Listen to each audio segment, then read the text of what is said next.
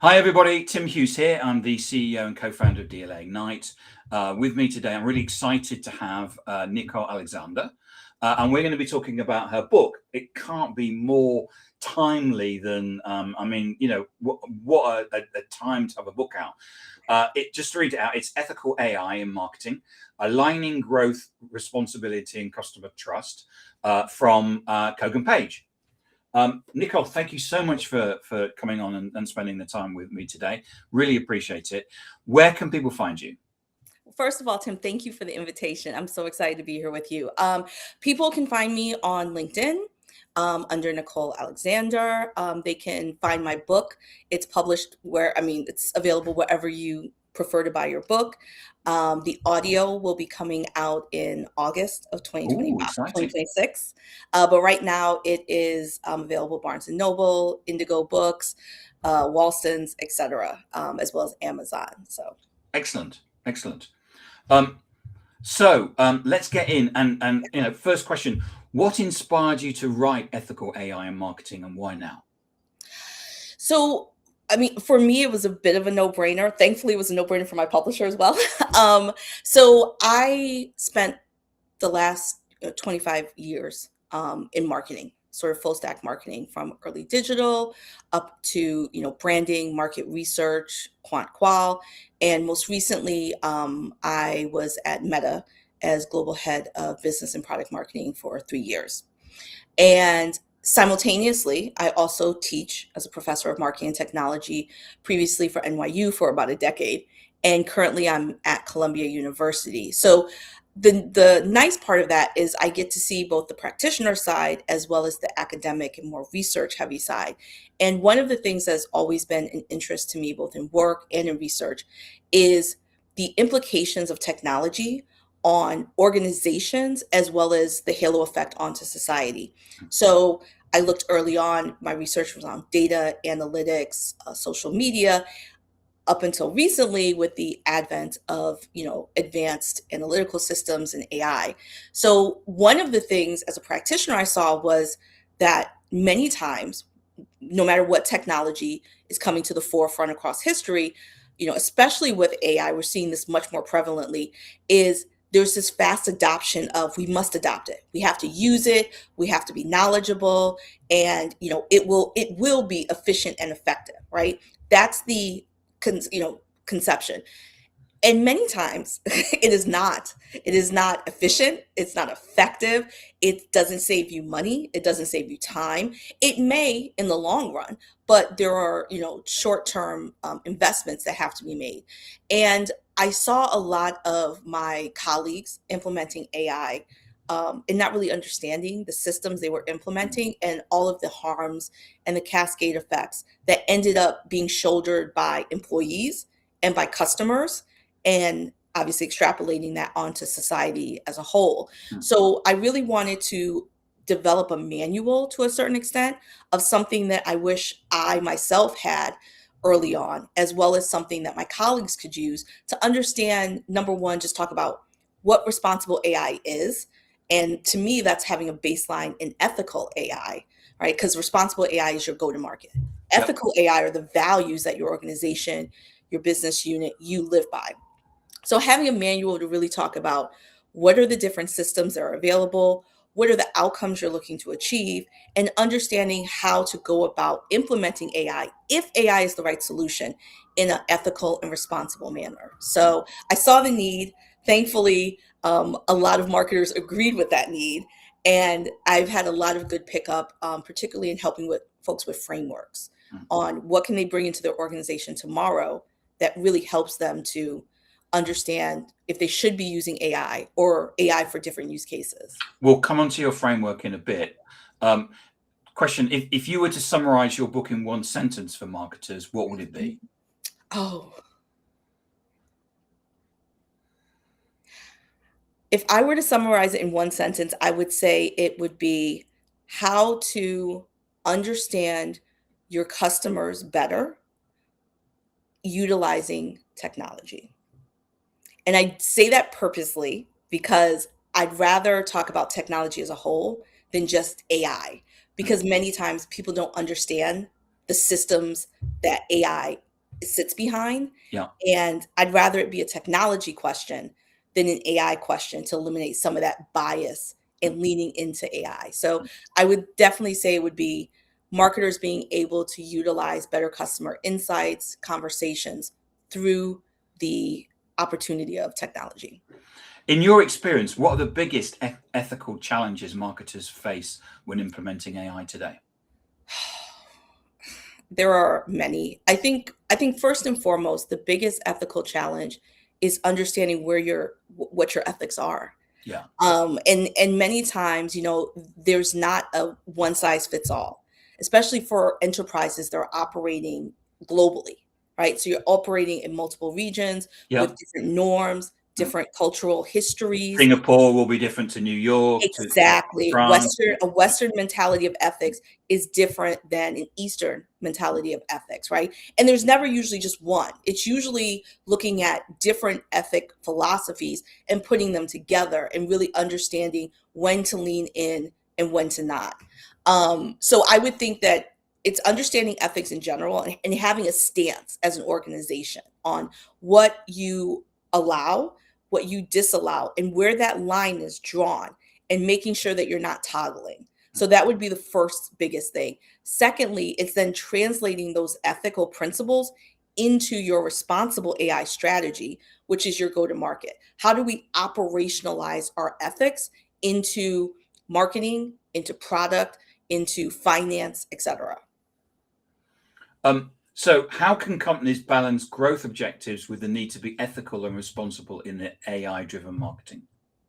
So I like this question because one of the biggest shifts that I think we need to make in marketing and in business as a whole is looking at short-term gains Mm. over long-term relationship building with long-term growth. And many times, a lot of initiatives that come out of marketing are looking for those short-term gains versus building long-term, brand equity, trust amongst existing and future customers. So understanding that growth is not a means to an end.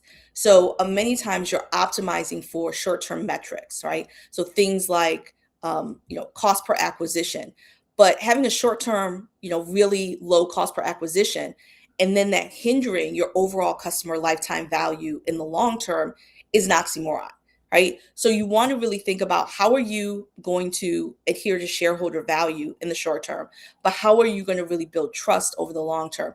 And to me, what we've seen in research is it's about having a stance in how are you operating in an ethical manner. And that's everything from data collection to data utilization to how you are communicating, what the contextual sensitivity is on how you go to market in, as we mentioned, the US versus Brazil versus China.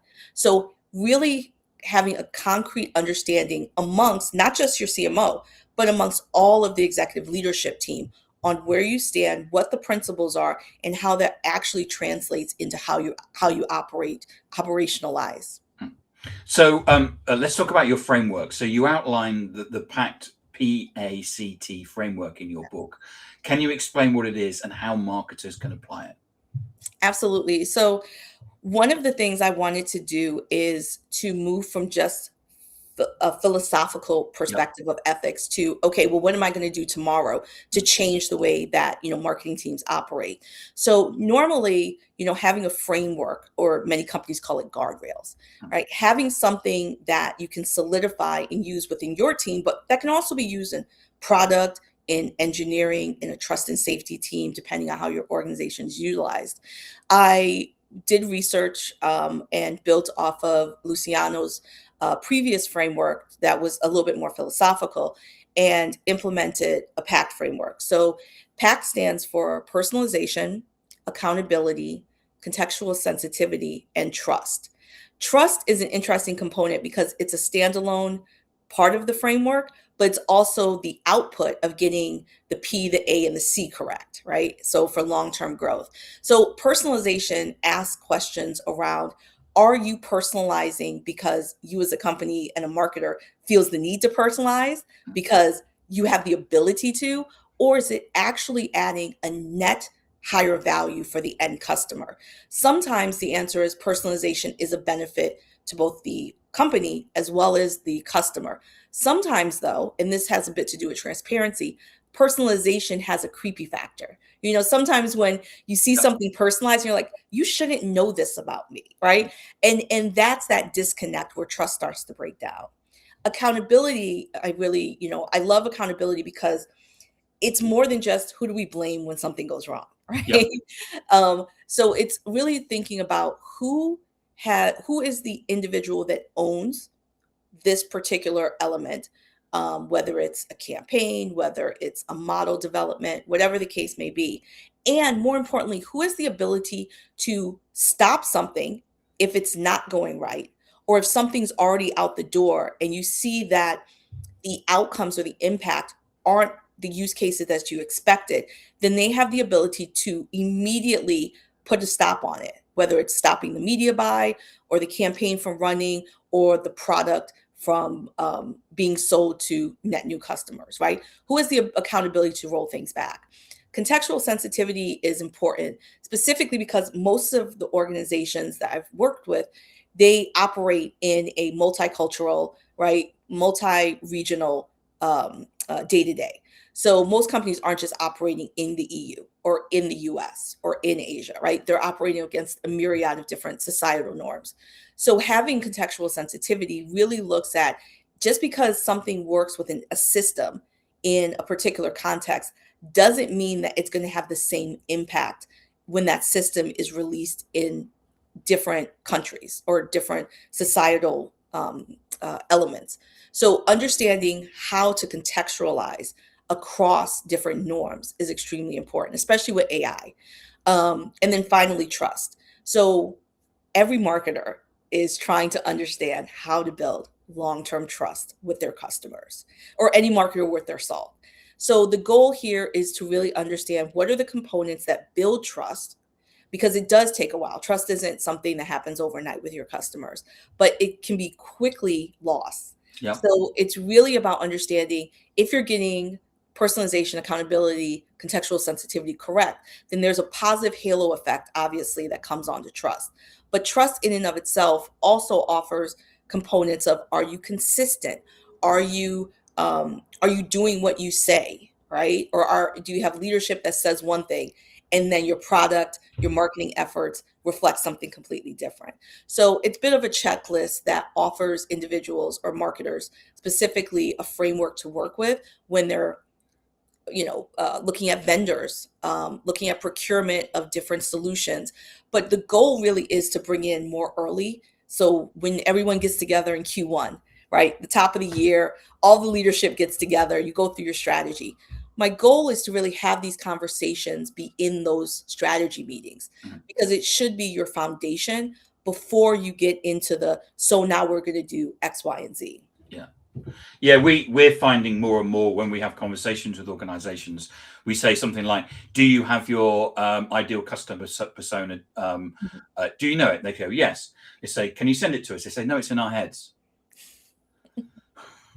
And then it's actually only like 5. It's like, no, actually, with AI, you've got this, so we've actually defined an ICP where it's, she's female, she's in Paris, she believes in sustainability. You can actually really, really define it. Anyway, what are real world examples of organizations getting ethical AI and marketing right and some getting it wrong?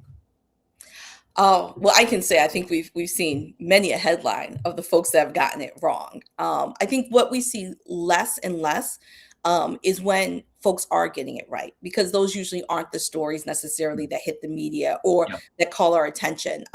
One of the use cases that I have in the book, and I have several. I have some from Ally Bank, who I think is really, they took a slower approach to AI. And they're really, because again, also they're in the financial sector, which obviously has a lot of oversight and regulation. So they're very cognizant of that. So they've been doing a great job. I also gave an example of the Project Management PMI Institute. But the one that I always like to kind of call out, because I think it goes across pretty much everyone in marketing, is on the creative side. So Adobe Firefly was one of the early adopters of really understanding provenance tracking. So being able to showcase out of its tool for creators to develop creative and implement AI tools and AI generation that pairs with the designers that are trying to create new and interesting things. So they were cognizant early on about implementing provenance tracking both from the back end as well as the front end. So on the back end, they embed a myriad of metadata, tracking information, so that systems, when you upload the creative, it can tell if it is AI generated, AI augmented, etc. But more importantly, for consumers, for customers who are interacting with these pieces of creative, they have a watermark on the front. And now you subsequently see that in a myriad of different language model systems, such as Gemini now uses it. I believe Claude uses it as well from Anthropic. But having that watermark really distinguishes for customers to understand if something was AI co-created. And I think that in and of itself makes a difference to give transparency to the user, right? So you can give additional disclaimers on your website, et cetera. But many times images are lifted or picked up and, screenshot or, used in areas maybe that the original designer did not intend them to be. So having that watermark both on the front and the back is a really excellent way of not only building trust with customers, but to also empower creators to ensure that they are safeguarding sort of their designs, their creative, and communicating with their end audience. So that's one of the ways I think, Firefly in particular, I've seen, use cases where AI has been leveraged, but they're also trying to make sure that it's being used responsibly, not just for the folks that are subscribing to the service, but for the folks that are being the customers of those designs. So how does ethical AI impact customer trust? And why is that trust crucial for sustainable growth? So, customers will interact with your product, your solution, whatever the case may be. And one of the things, regardless, one of the best things that you can hope for is if you've done something wrong, right? If you've made the customer feel like they can't trust you because they feel like there's not an even exchange of value, or because they feel like you have in some way misled them, the best thing marketers can hope for is you have a vocal customer that says, I'm not happy because they did X, Y, and Z. And that's the best case scenario, because then you as a marketer have the ability to, in some way, shape, or form, come back and try to do a mea culpa on whatever the issue is. The worst case scenario is when customers just silently go off and they go off to your competitor or whatever the case may be. And you don't have the opportunity to make a change or to, address the issue and resolve it. And AI is much more the latter than the former. So many times when customers feel as though you've used their data in ways that they did not either approve, you don't have a relationship with me enough to know this information about me. And again, it goes back to having that creep factor where you're like, you shouldn't know this, so how are you serving me this? Or if you're serving them something and you're using AI where it doesn't say, these recommendations are based on your purchase history or based on X, Y, and Z. Those are the moments where you start to erode trust with your customers or potential customers. So it's a really low sort of hill to jump over. It's making sure that you have things like, transparency disclaimers on if this is aggregated data, simply say that. And there's a point also where oversharing, we've seen in research where oversharing doesn't work, right? It's really understanding the best communication strategy, which marketers are great at doing, right? We have PR, there's, marcoms, et cetera. So really talking about how do you want to communicate this as succinctly and as in layman's words as possible. But that trust at the end of the day should be one of the key metrics that marketers are looking at, especially when they're using AI. So if trust isn't a factor, if customer relationship management isn't a factor when it comes to the KPIs on using AI, then that is the first red flag, I would say. What are the emerging trends for AI ethics in marketing that companies should be preparing for over the next 3 to 5 years? Difficult question, I know. Oh, 3 to 5 years. It's so funny because if you had asked me that 3 to 5 years ago, I would never have No, yeah. predicted where we are today. So I am going to take that question and say 18 months. Over the next Okay. 18 months, um, I think first and foremost, it's going to be not leaning on the technology to do the job that should have human empathy, if that makes sense, right? So it's about understanding that at the end of the day, you're marketing to a person. Even if you're marketing, to a technology that then in turn is talking to the person, whatever the case, it's an end person.